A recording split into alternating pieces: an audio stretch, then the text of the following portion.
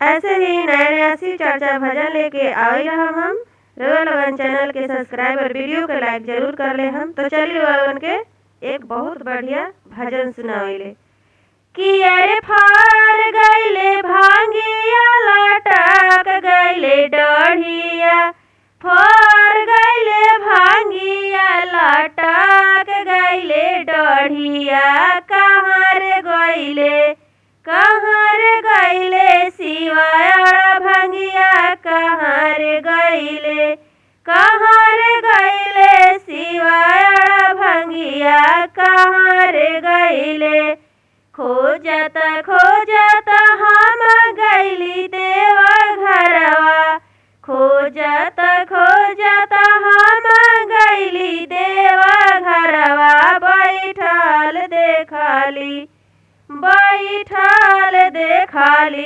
त काली मैया के मंदिरिया, बैठल देखाली काली मैया के मंदिरिया, बैठल देखाली।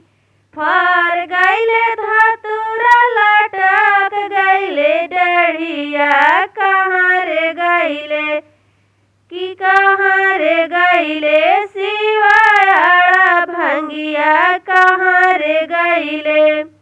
खोजत हम गईली मिर्जापुर नगरिया, खोजत हम गईली मिर्जापुर नगरिया, बजरिया बैठल देखाली, बजरिया बैठल देखाली त विंध्याचल मंदिरिया, बैठल देखाली त विंध्याचल मंदिरिया, बैठल देखाली।